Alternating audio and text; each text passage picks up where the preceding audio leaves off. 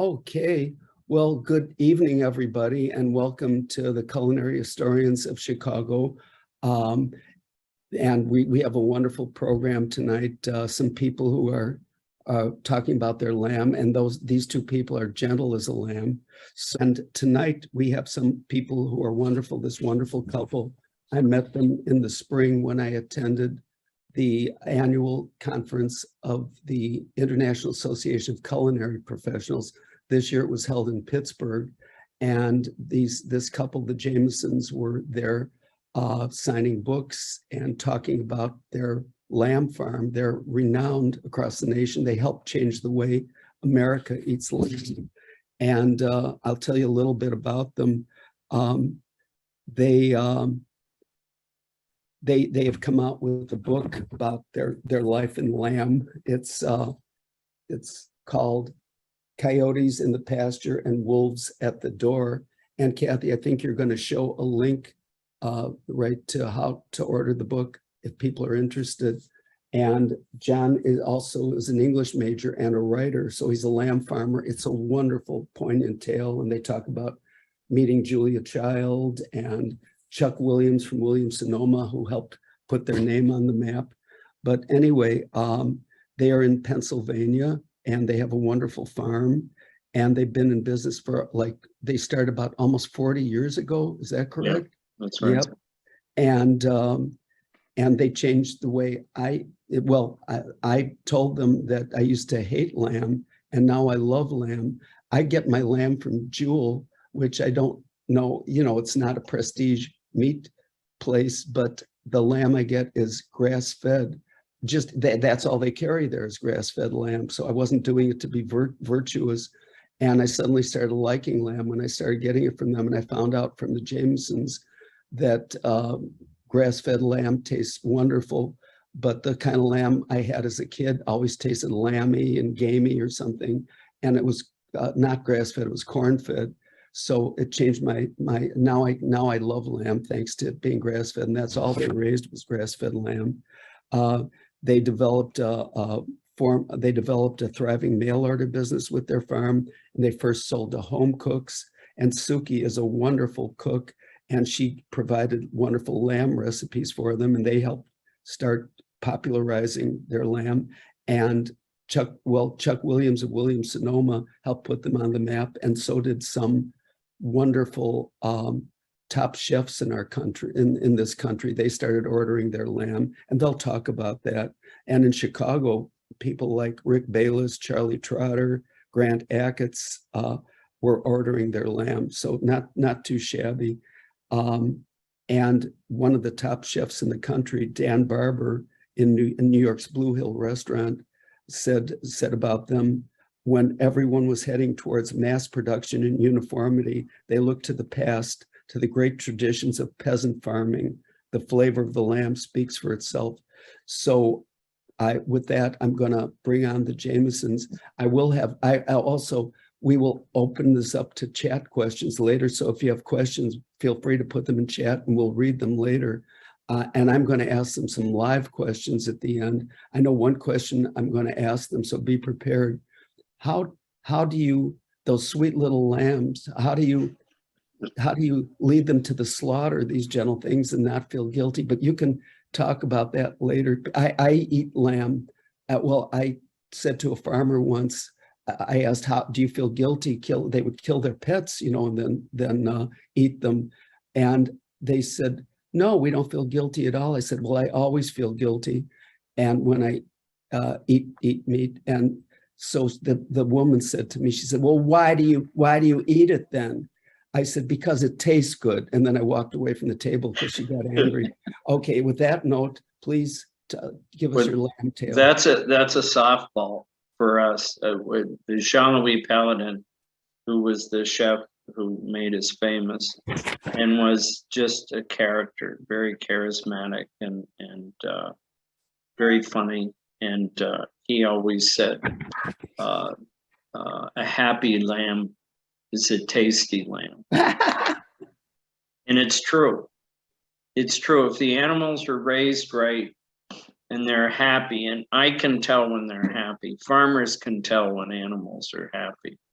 And if they're happy, they're tasty. And it's true. It's just, but with Jean-Louis, it was funny because he didn't say agneau, he said lamb, and he didn't speak English very well, so it always came out. And we always say this in the family: a happy lamb is a tasty lamb, and so that's the way it works. But yeah, it's they're and he and I actually got involved in changing some of the laws on field production, because he didn't think field production in this country was humane. And so, but I don't mean to bring that up. That's a downer, Debbie Downer. But anyway, it's true that the way they're handled makes a difference to the meat. So yeah, I have no problem with it all, because I take care of them, and they're on grass.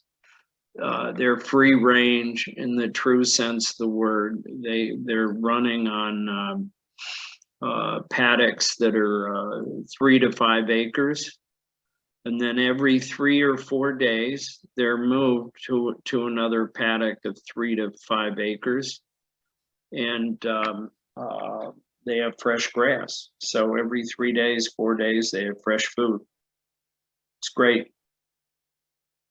They're happy and we're happy. Their job is to eat the grass.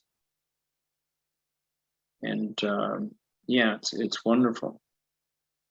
And so when we started selling to Jean-Louis, and he was close to us, mileage wise. It was Washington, D.C. is only about 3.5 hours from here. And so relatively it was close, because Pittsburgh at that time in the mid 80s was a culinary wasteland. Literally, as I always say, it was surf and turf in Pittsburgh in the 80s was carp and kielbasa. So this was not a place of great culinary display, as it were. But Jean-Louis started buying from us, and we got involved then with who I lovingly refer to as the French Mafia. So at that time, Jean Joho was one, and he started buying from us in the 80s. Late 80s, early Late 80s. What was the restaurant? Everest. Everest. So we sold Joho at Everest, and then we started selling different places. And people would call up Jean-Louis and ask where to get lamb, and he would tell them to buy it from us. And that started us in the restaurant business, which was great. And at about the same time then, we got a few articles that were written about us that were very good. And we had the association with Chuck Williams that you mentioned, and we went to a meeting of the IACP, International Association of Culinary Professionals, and we went to a what do they call them?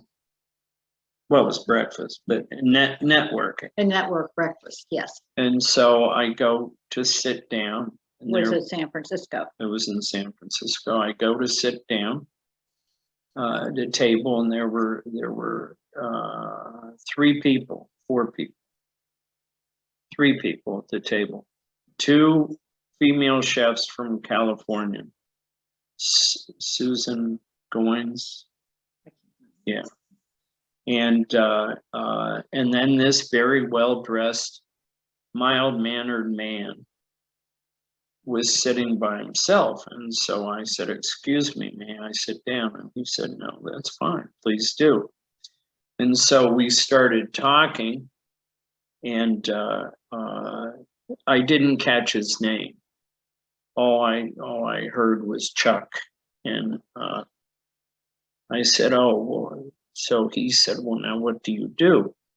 And I said, "Well, we have a farm in Western Pennsylvania in the hills, and we raise lamb on grass, and we can't sell it to anybody around us because it's too expensive, and the lamb's too small, and quite frankly, they have no taste." So I said, "We started a mail order business." And I said, "It's great." I said, "We have 3,500 names on our mailing list." And he said, "Oh, we have a mail order business also." And I said, "Really?" And with that, one of the chefs, female chefs, started laughing. And I had no idea what she was laughing about. So I said, "Really?" I said, what's the name of your mail order business?" And he said, "Williams-Sonoma." And I went, "Oh, well, that's nice." And I spit my coffee all over the table. But by the end of the day, we were doing a deal to supply him with lamb. It was great. It was wonderful. And he was a very nice guy. We were with him for 5 years, I think. 3 years. 3 years. Which is a long time. But that's a long time to be tied in with them on one. And that was spring and winter. So it was the Easter holiday and the Christmas holiday. And it was a big deal. The only problem is it almost put us out of business because Williams-Sonoma is not light on their part of the split. But it didn't matter because we got such notoriety. The exposure. And the exposure photographs was incredible. wonderful. And when we stopped working with them, they allowed us to keep the names. So it was really a wonderful, wonderful thing. And Chuck always kept in touch with us and helped us any way he could. And so it was great. That was a big deal. So we were lucky in that we've had things like that happen to us. We met Julia at the one in ICP in Miami. In 19, I forget, doesn't matter. In the 90s, early 90s, Early I think. 90s.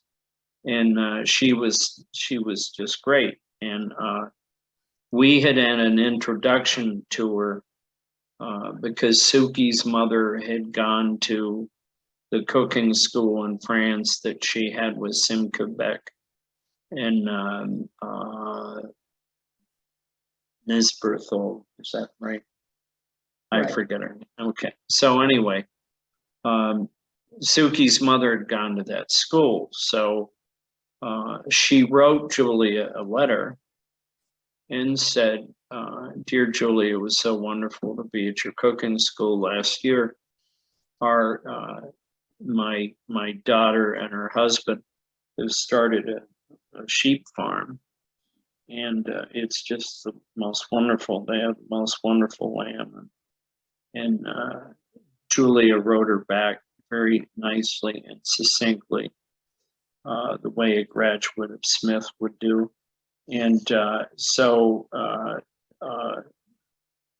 she said, "Well, that's very nice, but just so you know, I'll look for them, but I never have endorsed anything, and I never will." And so I have a letter from her 10 years after that where she's telling me how wonderful the lamb is. But anyway, that was she was very, very helpful to us as we grew the business, and obviously was not a bad person to know, and so it was great. So then, going off on that one, We bought our plant in 1994. We were expanding our business. Yes. Yes. So you're thinking about the Merguez. So I'm thinking about all the products we made with lamb. We talk about how people like rack of lamb. That's all they know about on the lamb. And back then, people weren't eating lamb So they just got the just for what special occasions. they just got what we refer to as the middle meats, and that was part of it. When we went to that cocktail party in Miami, Julia was kibitzing, and I was talking to Scott. We were talking about the butcher, and what's his name? David Brown. And so I'm talking to David Brown, who was a butcher in Canada, about what do I do with all the leftover meat, because all the Americans wanted at that time were racks and loin chops. And so he and I are talking, and as we are talking, I hear behind me this kind of iambic lamb, iambic loud amateur. It was just, yeah, it was funny. And I hear this woman say, Julia, where does the rack come? I was asking the guy, I said, all we sell is the racks and loins. And so then a lady turned to Julia, I'm hearing this, and says, Julia, where does the rack come from? And Julia turned to me and said, back first. She turned her back to me and then turned her head and said, dear, show them where the rack is. And with that, I went like this on her back, which she would do on her TV show to show where the cuts were. So I did the rack like this, and she said yes. And she said, now show them where the saddle is. And I went down like this, showed her where the saddle was. And by this time, everybody at the cocktail party is circling around us and laughing, having a great time. And then Julia, being Julia, we who knew her would understand this, pushed out her lower part of her body, and she said, now, dear, show them where the leg is. And I went, Mrs. Child. And with that, everybody started laughing, drinking even more, and we had the best time. But we became friends because of that. And she helped us with recipes. And when we did the soup, the Mama Stew, yeah. She wrote, we sent it to her, and there's a letter in the book that explains it, but only Julia would say it this way, and I don't want to read it, it's in the book. But anyway, she said, I think there's an overpowering herb taste that's rather pervasive. Could it be rosemary? And of course it was.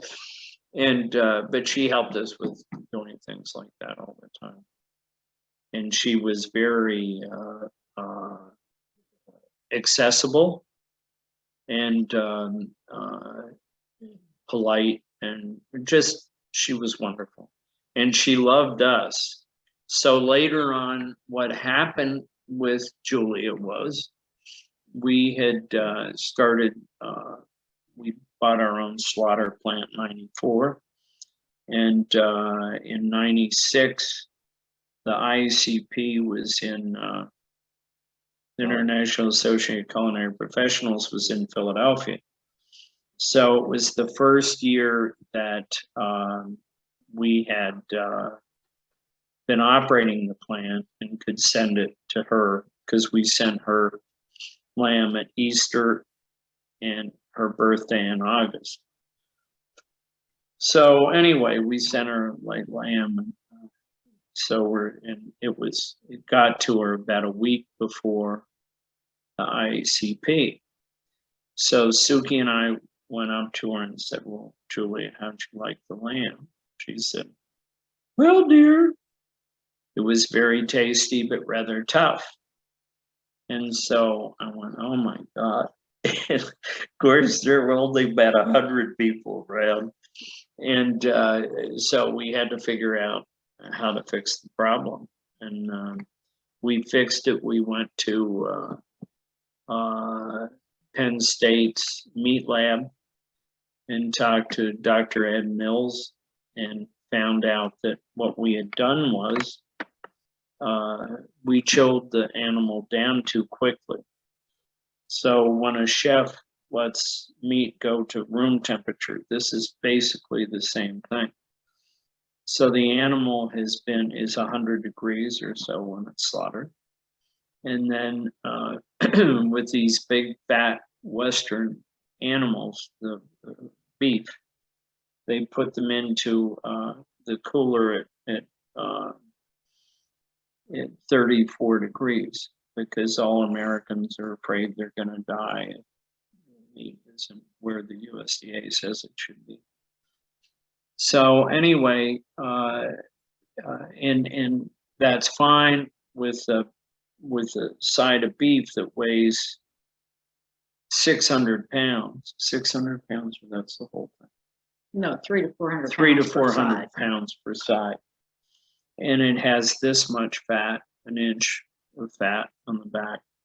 But these lambs that we have are 30 to 40 pounds, very light cover, as we would say, maybe a quarter of an inch, the size of a quarter, maybe. And they chill down very quickly.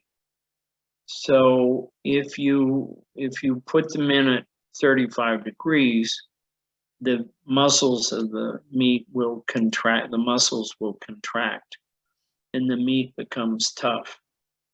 And so we would put it in at 55 degrees. We got a dispensation from the USDA to do that. And we would hang the lambs overnight at 55 degrees. And then after that, they would go into the cooler at 35 degrees. And everything was fine. And Julia was fascinated by that. She was such a student. And I think that's what I learned about her more than anything else, that some people know, but when you were one-on-one with her, it was really something.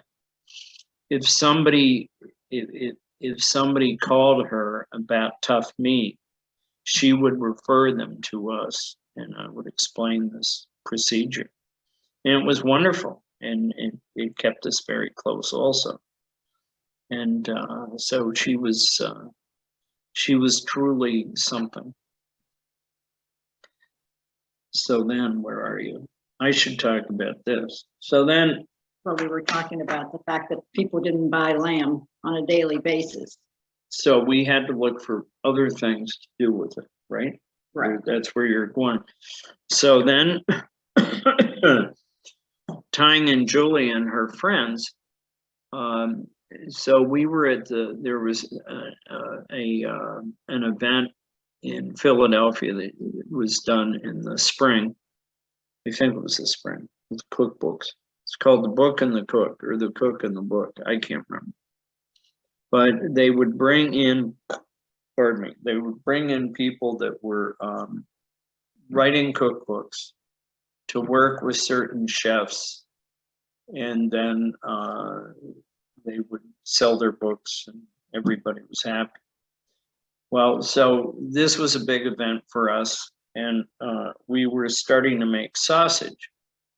So we didn't know anything about what sausages to make, so we made a spinach and feta sausage, which is Greek and makes sense. We made that sausage, and then we made an American breakfast sausage with lamb, and it had lamb casing, and so it was sage, like sage sausage, like the breakfast sausages we have here. And the advantage of it was, of course, there's no pork in it. So people who, Jewish people and or Muslim could eat it because it didn't, I mean, we didn't kill it kosher. But it was the shoulder, so that was okay. So anyway, we made that sausage. Those were the two that we were selling. And so we're handing the sausage out at the looking to cook. These two properly dressed chefs walked by and I recognized them. And so I said, "Chef." And they turned around. I grabbed, it was Alain Sayac and Jacques Pepin. And so I grabbed Pepin first because I knew him better because of our association with Julia. And so they started talking to us about, oh, you have to make merguez. And I said, well, I never had merguez before. I have no idea what you're talking about. So they explained to me what merguez was. And now it's kind of all the rage. We've been making it for 30 years because it was a byproduct of our lamb business. And many people have said that it's the best they've had in this country. And so what I did was I said, well, okay, what's a recipe? Give me a recipe. And Pepin said, look at Paula Wolfert cookbook. She has a recipe. And so I got that recipe and then I changed it. I sent it to, this is what was so cool. So I sent it to Pepin, Jean-Louis, Shoho, Gunnar Seeger, who was German. He wasn't Alsatian. Shoho was, and I sent it to Shoho. Did I say Shoho? Yeah. So anyway, and it was just great. They would write back and say, oh, too much this, too much that. Hey, what are you thinking? It was just great. So we go back and forth and we came up with it and it really, it's wonderful. So that was one of the fun things. Oh, could you tell again, what is that dish? What does it taste like? What's in it? Merguez. So you do.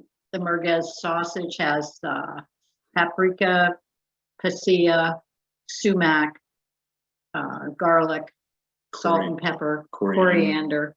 It's just it's a spice blend that we came up with. And then just add it to brown lamb. But the sumac gives it the color. It gives it a red color. And which chili peppers. Yeah. So it has a little bit of a bite, but not too much of a bite because I don't like it. If it's too spicy, you can't tell it's the meat. So you can tell how good it is with the lamb. What country is it usually associated with merguez? Southern France and Northern Africa, on both sides of the Med. And we had some people that were doing photography for Ducas's book on farmers in America. I forget what it's called. But anyway, they said that the merguez in Algeria is hotter because it's hotter down there, and so they want it to, so they sweat more, keeps them cooler, which I thought was interesting. But yes, it's used in a lot of recipes with couscous. Right, Middle Eastern stuff. It's great.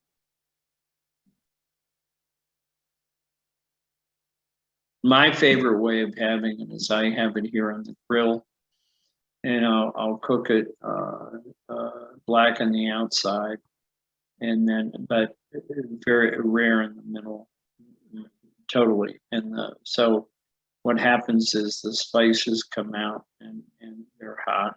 It's great. And so I mix that in the summer with, it's my summer comfort food. I have it with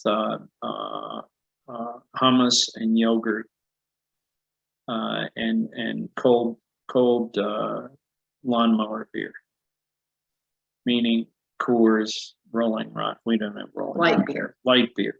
Some kind of light. Yeah, it's wonderful. So that's how we made that. And then we came up with other recipes for, because we had a lot of lamb that was left over back then. Restaurants weren't buying the shanks and the shoulders and the necks the way they are wouldn't now. buy It's that very anyhow, now you couldn't keep a stock on them if you had them. But back then nobody wanted them, so we came up with all kinds of recipes for products, and so we created lamb barley soup. And they're all home. These are like recipes I would make at home, and then I expanded it to be a commercial recipe. And we made 2 lamb stews, as well as a lamb pie. And a lamb pot pie won a prize at the Fancy Food Show in 1994. We can make 97. So that was before. It seems like we were ahead of the curve on everything, because that was before frozen food had really taken off. Prepared frozen food, which is now so commonplace, was before it had taken off. But it was a big winner. Yeah, it was. But it kept us moving the product along, and gave us notoriety, all of which was good. So, because we were just doing this, I mean, we did this business out of, we're English majors. I mean, come on. And so we just started this, and we found that people liked our lamb, and the right people liked our lamb. Julia loved our lamb. And she would, she couldn't find good lamb. Talk to me about it, so I would send it to her. Then she would be happy. And so we had her, and then we started. A lot of chefs stayed with us for many years, because they knew it was going to be consistent. And it was consistent because in 1994 we took the plunge, as it were, and bought our own processing plant, so we could control everything. The raising of the lamb and the slaughtering and everything we did ourselves. And there's a picture of me in the book on the kill floor. So if you don't believe me, trust me, it's there. True. That's what we did, because we could only trust ourselves to do it the way we wanted. Plus, it was just a lot of fun. Dealing with the chefs was... The people we met and the places we went were really... Oh boy, I'll tell you. Fun. Yeah, it was fun. So we had to write it down, because we figured the stories would be lost if we didn't write them up. So there they are in the book. Yeah. It was fun. It was fun to write too. But I would write little notes, and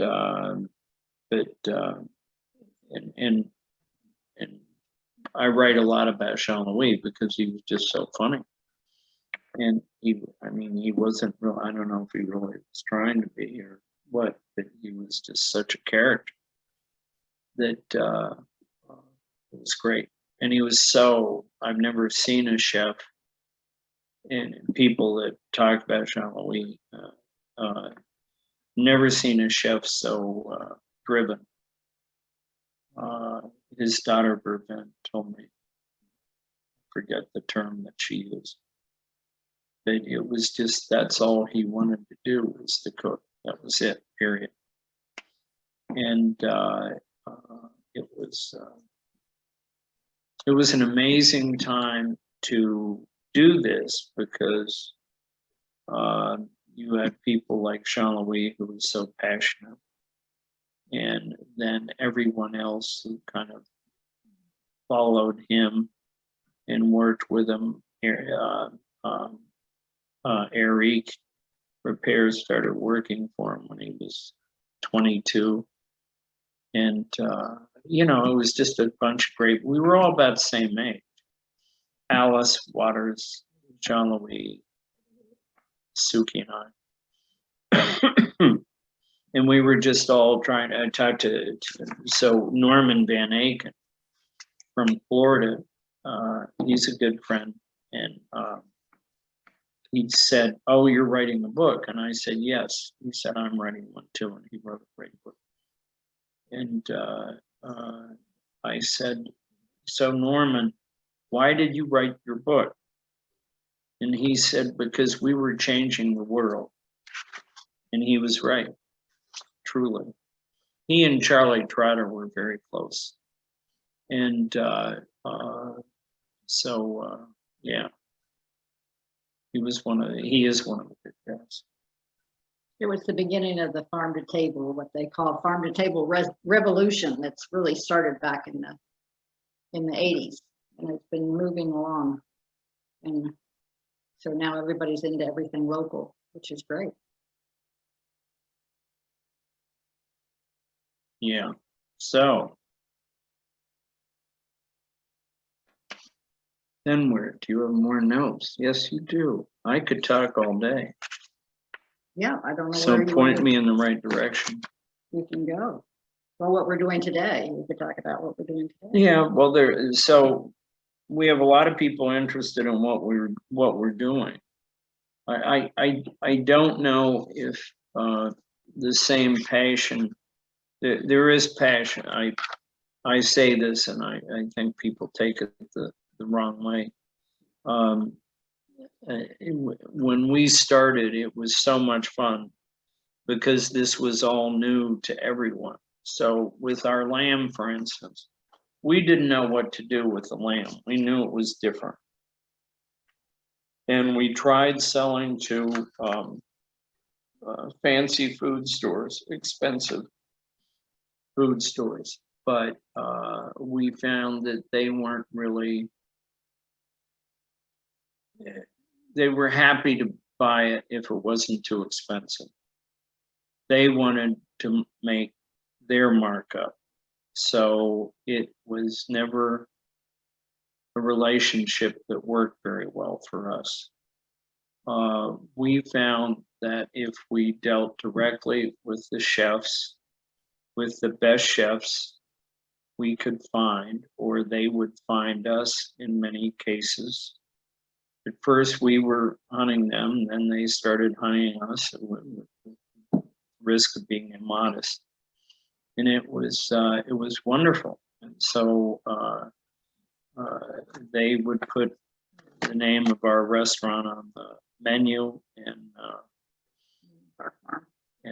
name, what did I say? Restaurant. The name of the, you know what, they put the farm on the restaurant menu. And so it was a big deal for us, and we were very serious about it. So we weren't, I don't know if we weren't, I don't want to say we weren't nice, but we were driven to produce it a certain way and do things a certain way. And people would say, "Well, the lamb's too small." And I said, "Well, that's too bad. This is what we do." And now we can get so big that if you get it too big, you aren't going to have lamb that tastes like it should. And so we run into some issues that way. But most everyone, what we found is that we just dealt with the different chefs that had different tastes, and we were pretty well able to match the sizing for the different chefs. Shoho wanted really small. And then he gave me terrible. He said, "You sent me a grandpa," which meant it was too big. God. Yeah, he's Alsatian. What is that? I don't know. But anyway, it was just so much fun. And I don't know if it's as much fun now as it was then, which is really the reason we're kind of on the way out, because it's not as fun. Well, plus it's a lot of work for us. We're mid-70s. We were never rich and famous, but we were famous, and we accomplished something, and so therefore it's was worthwhile. And so the point of the title is Coyotes in the Pasture and Wolves at the Door, is that we started this business with no grants, no help, no this, no that. Well, family, we would bug it. They would bug us to get paid back. Everybody got paid back, but it was tough. And but there were wolves at the door. And the wolves at the door were the banks, and that part was tough. And so that's why it's people who ask me, why do you call it that? I said, well, you never had a small business, have you? No, they don't know about the wolves at the door. But we were, my wife was taking our kids to school, and I get a call. She's in New Hampshire or somewhere, and said, or no, I was in New Hampshire. I said, how are you? And she's in tears and said, they're repossessing my car. So we understand how this works. But you fixed it. But we fixed it. We fixed everything.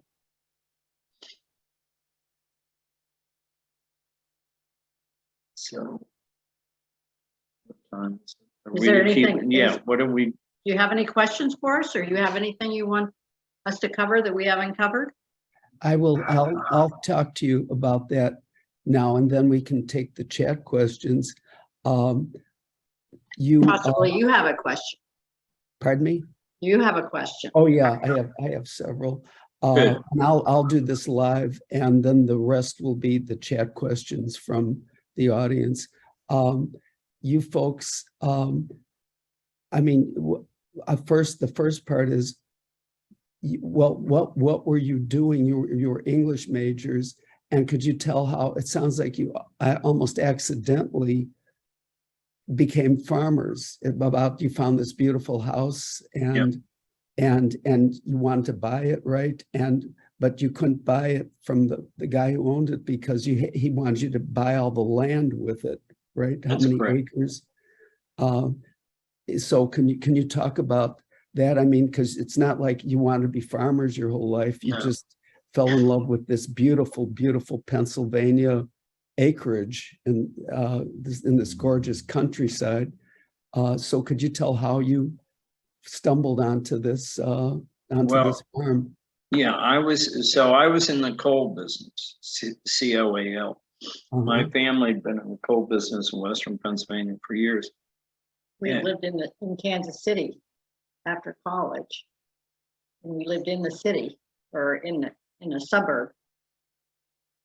And so we were really city people at that point. And then we moved back to Pennsylvania. And there were these beautiful old houses. They're beautiful stone houses in eastern Pennsylvania. But between 1780 and 1820, a lot of the Germans moved from eastern Pennsylvania to western Pennsylvania and built the same houses. And we found a house near us that was like that.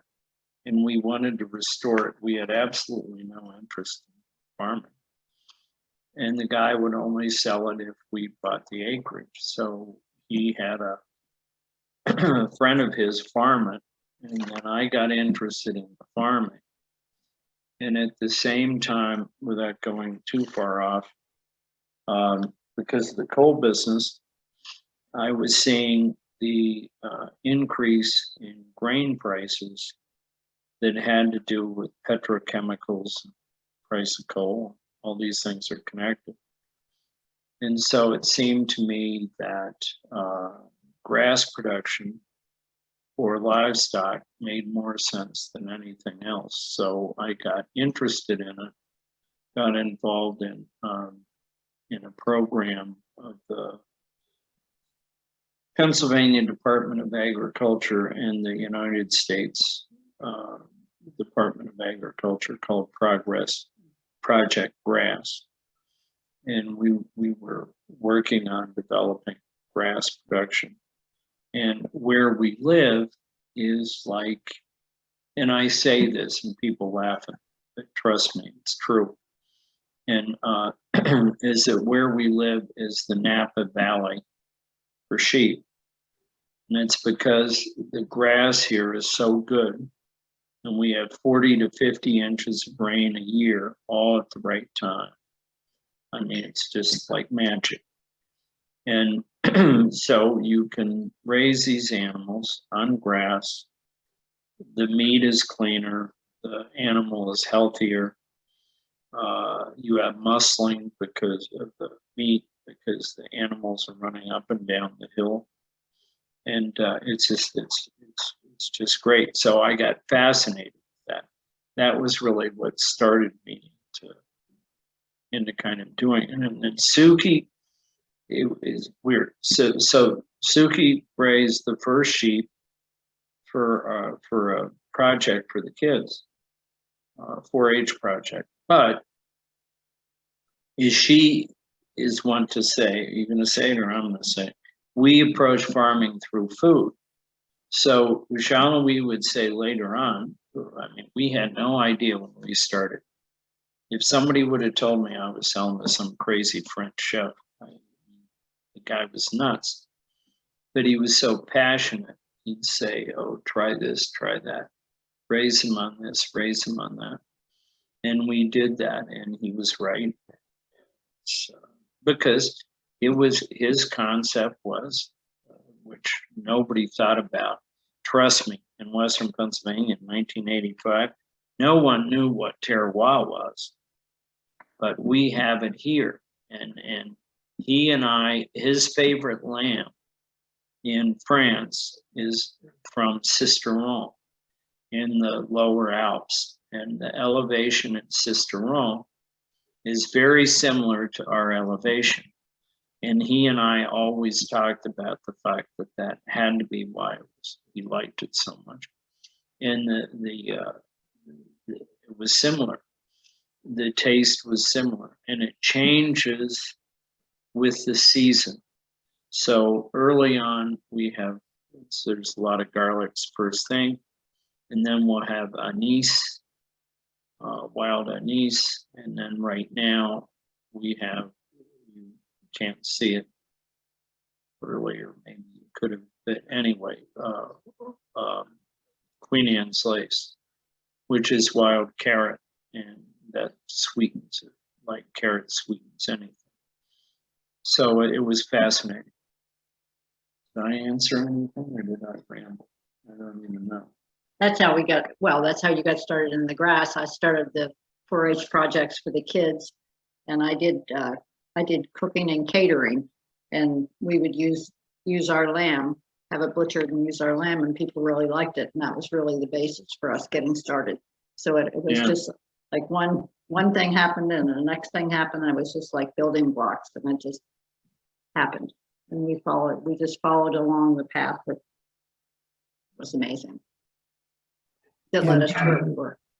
And for everyone who's listening, we did include 2 of your recipes with the link.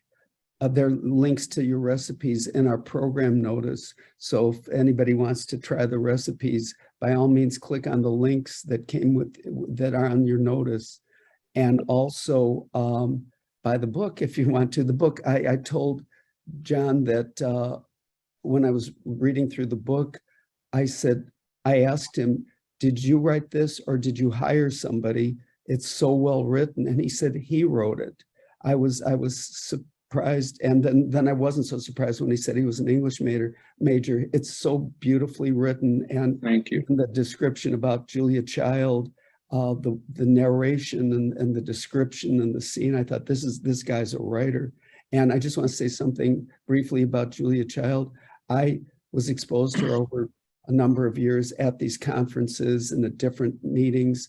And I couldn't get over, like what you described. She was this way with just about everybody. She would see a bright light in people and she would think, what can I learn from them? Yes, She would pick your brain to she see would. what she could learn from you. And how do you think people feel like when, like, oh, I met Julia Child. Well, what did you talk about? And this brilliant person is learning from you. So that's why another reason we all couldn't help but love her. That's why people loved her. You're right. Yes, and it was genuine. She really loved learning from others. And also, I had a question. Well, you did answer, you know, how you were accidental farmers. You see this lovely place and you want to buy it and you're stuck with all the land and how do we use it? And Sukey, my gosh, but you said you were a caterer too. So, I mean, and you developed so many recipes to help popularize the lamb. So, but thank you. I enjoy it. Also, it's grass-fed. Now, a lot of grass-fed beef, people complain about it because it's gamey tasting or something, but that doesn't really apply to the lamb, does it? Well, Depends on the age. yeah, there are a lot of factors, but it's just, it's harder to raise beef on grass and finish it, in my opinion, because it takes at least 24 months and then closer to 30. And the USDA is very concerned about BSE, spongiform encephalitis. What is it? Oh, bovine spongiform encephalitis. And if they get too old, the beef, then you can have a problem. That's kind of going off on a tangent, but at the same time,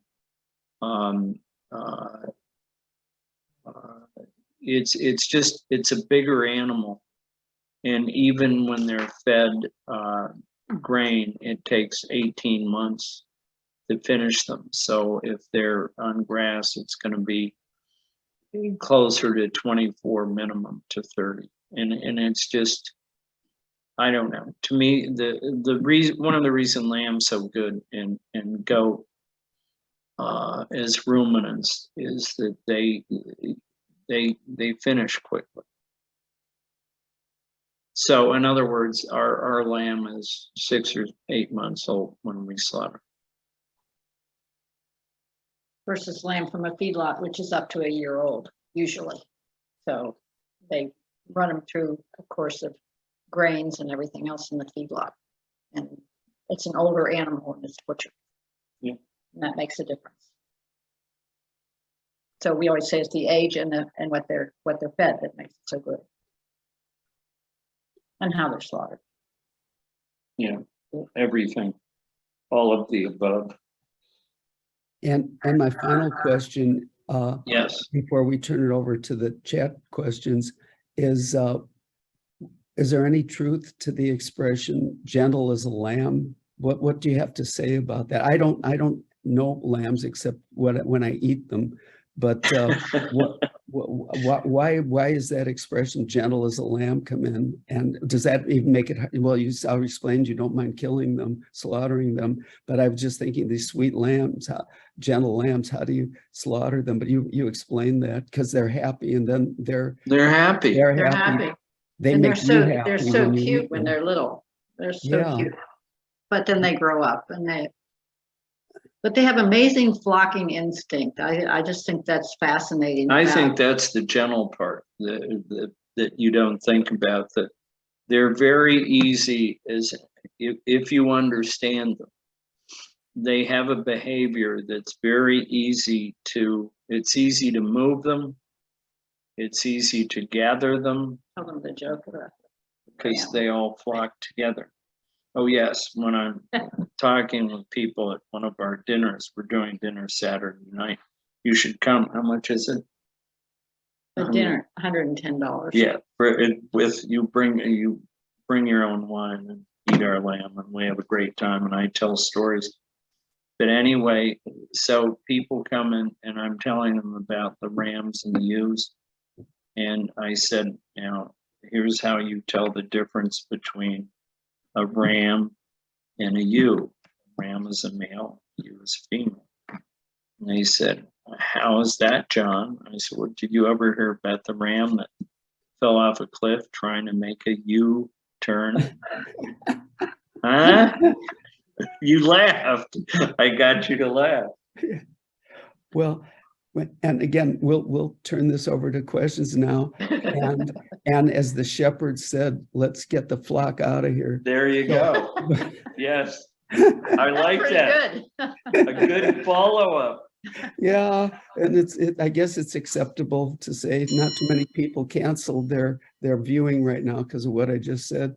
But anyway, so Kathy, do you want to do your chat? Well, MC? I'll help that.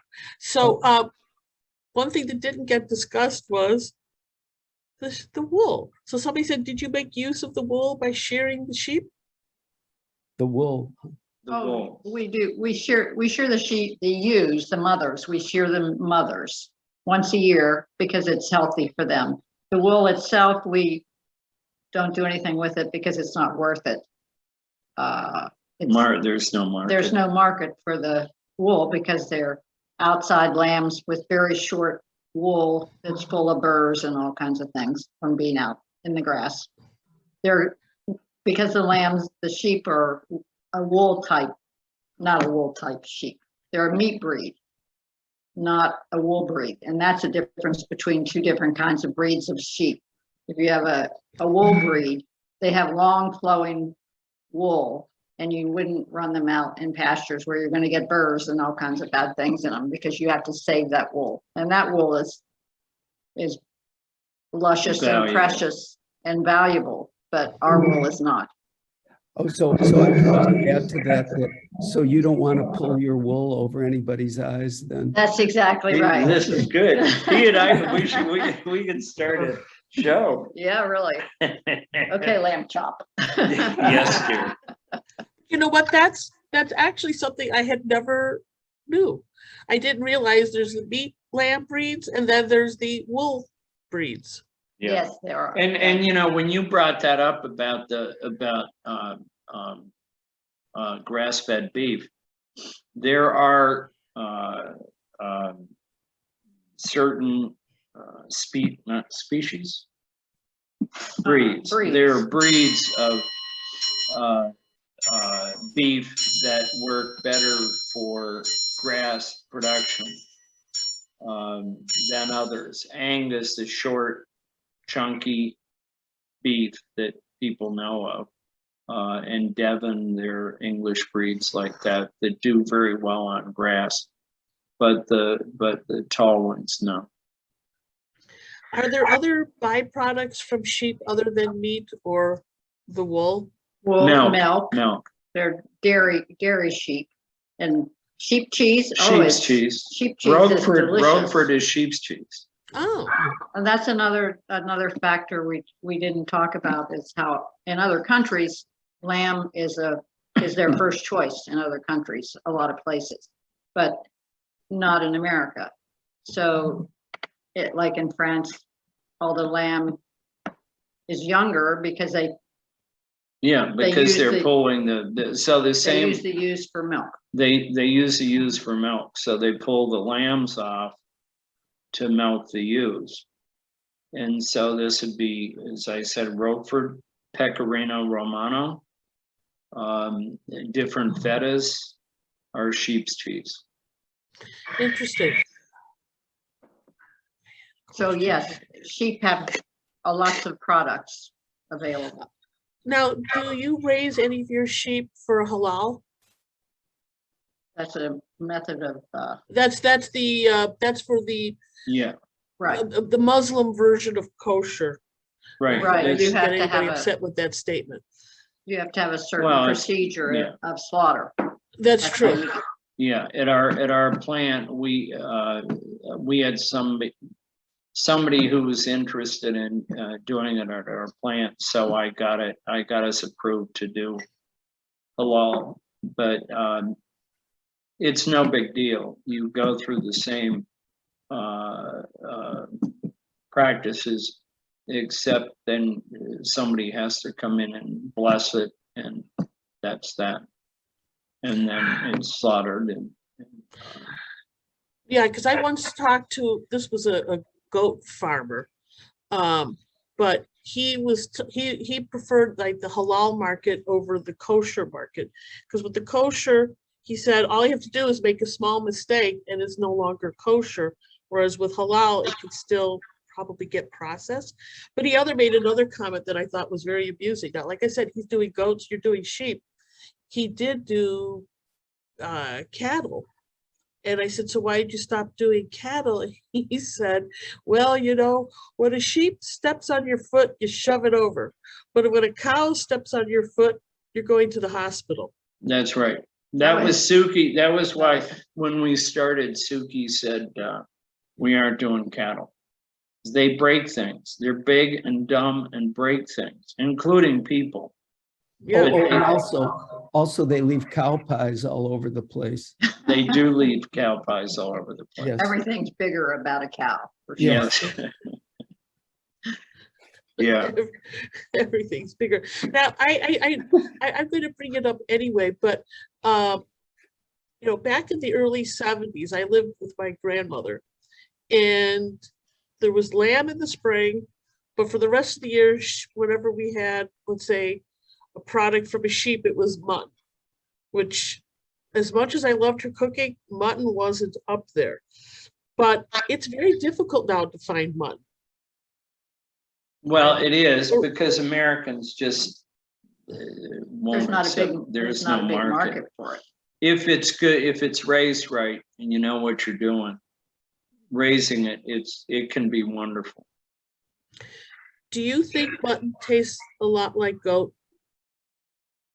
I'm only asking because I would like to find some mutton and cook it, but I'm not finding it. And I'm not asking, but I've had goat. I've had mature goat that was pretty strong flavored. There's a Mexican restaurant here in Chicago that specializes in goat dishes, but from very young goats. They don't have that strong flavor. Right. But have you tried mutton and tried goat? Because you may have a more recent impression. Or maybe that's just outside of your I'm not experience. laughing at you. My cat's playing with my computer. Hold on. I know that story. Yes. Yes. So I haven't compared them side by side. Mutton Okay. and goat. But young goat is wonderful. Yes, And it is. around here, the market is, we have a market in eastern Pennsylvania, the New Holland market, that brings the highest prices of goats and lamb of any auction in the country. And it's because they all go from there to New York and Washington, D.C. There's a huge market for that there. Well, Chicago has a pretty strong market for Yes, it would. for goat as well. Sure. And in fact, this one family that does this process, you know, cooks goat in their restaurant that's very young, they have somebody in Indiana that does it to their specification. Greg Gunthorpe. I'm not sure that's who it is. I don't know who the provider is. It could well be, but I don't know. He supplies Rick and a lot of those guys. Well, Rick Bayless. no, I know exactly who you're speaking of. I don't know in this case, because you know, this is a Mexican family and they probably found somebody that's doing it perhaps a little less expensive. Yeah. But anyway, there was a compliment to you. This has been a wonderful decompression from workday. It's refreshing to hear life experiences from genuine people. Oh, well, thank you. Isn't that You didn't know you were genuine, did you? But now you're certified. Could have fooled me. Well, Scott, I think I'll turn it over to you to say adieu. Well, I do want to say thank you so much. And I think you two are, and I mean this in a very positive way, just wonderfully sheepish. And thank you for, in a very good way, the best sheepish way possible. Thank you so much for sharing your lamb's tail with us. And He You keep doesn't it stop. coming, He yeah. does keep it oh, going. I'm on a roll. Yeah, you Oh my God. are. It never You had to be ends. quiet for 45 minutes. You couldn't stand it. Oh, no, like I said, it just comes out. I never know what's going to come out. But thank you so much. And do you know if you plan to be at the next IACP, International Association of Culinary Professionals Conference? I'm going to go, but do you folks? Where is it? That's what I was going to ask you if you knew, but no, we'll No. find out. We'll find out. We will. Yeah. I'm always disappointed when it's held in Chicago because although my transportation to get to the conference is a bus fare and the lodging is my own condo, but I love going to other places and Yeah, meeting it's fun. people like, yes, I love and meeting people like you. So I hope I see you the next time. And I'll tell Thank the you. audience here, I had you two confused with somebody I met a few months before at the previous IACP conference that was held in Birmingham. And that was the gentleman who has Neiman Farms, and they raise pork in Iowa, like Right. legendary, and Chuck Williams from Williams-Sonoma helped put them on the map too. Yeah. So after I spoke to you two, in my mind, I flipped you over to being pork farmers, and you're hit Neiman Farms and your Jamison that you both end in N. But now I'll never confuse you two again. So and I hope I see both you groups at the next conference. So have a great. Thank you. One little shout out. Yes. Somebody here tonight is a Shetland sheep farmer, and they Oh, really good. enjoyed this talk. So Well, there you thank go. you. Your tribe has arrived. Look at me. Very Look at good. you. Very good. Thank you so much. We appreciate it. Thank you. Enjoyed talking tonight. Thank This you. was Thank great. you. Thank you very much. Bye-bye. Good night. Bye. Thank you.